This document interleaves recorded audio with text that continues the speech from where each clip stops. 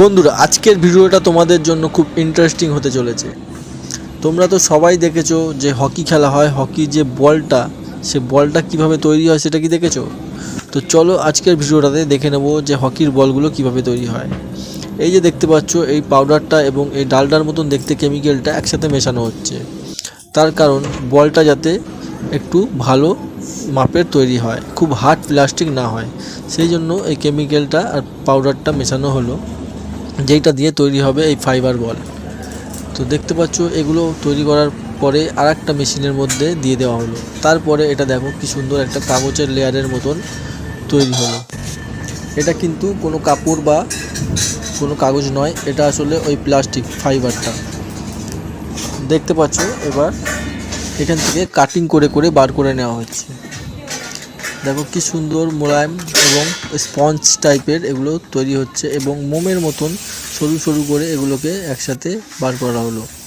এবার দেখতে পাচ্ছ ভালো করে এই কেমিক্যাল মেশানো জল দিয়ে মেশিনটাকে ওয়াশ করে নেওয়া হলো।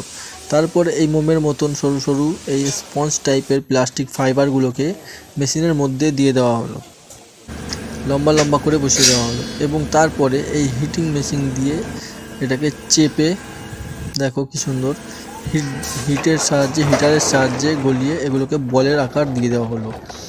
এবার এই বলগুলো কিন্তু তৈরি হয়ে গিয়েছে, এটাই ভাবছো তো? কিন্তু না, এখনও কিন্তু অনেকগুলো প্রসেস বাকি আছে। তো ভিডিওটা সম্পূর্ণ দেখো, ভালো লাগলে অবশ্যই একটি লাইক করবে। এই মেশিনটার মধ্যে দিয়ে দেওয়া হলো, এই মেশিনটার মধ্যে এটা পলিশ হবে, যাতে করে বলটা একটু মসৃণ এবং চকচকে হয়ে যায়। তো পলিশ হওয়ার পরে বলটাকে বার করে নেওয়া হলো। এখনও কিন্তু কাজ শেষ হয়নি, বলের গায়ে ডিজাইন করতে হবে। দেখতে পাচ্ছ এই মেশিনটার মধ্যে দিয়ে দেওয়া হলো, এবং এটাকে ভালো করে ঘোরানো হচ্ছে।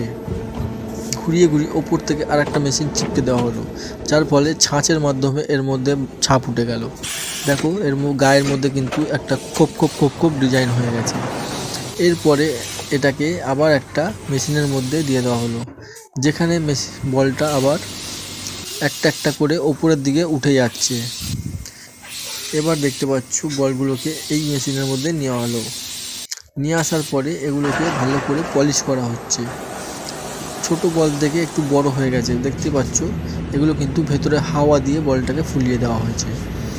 এবার এই বলগুলোকে অ্যাসেম্বলিতে পাঠানো হচ্ছে। দেখো অ্যাসেম্বলিতে লাইন করে এগুলোকে পাঠানো হচ্ছে, আর একটা মেশিনের মধ্যে ঢুকে যাচ্ছে, যার মধ্যে একটা স্প্রে মারা হচ্ছে কেমিক্যাল দেওয়া, এই বলগুলো যাতে চকচক করে। তো বন্ধুরা, বলগুলো কিন্তু এখন তৈরি হয়ে গিয়েছে, পুরোপুরি মাঠে গিয়ে খেলার জন্য প্রস্তুত। ভিডিওটা ভালো লাগলে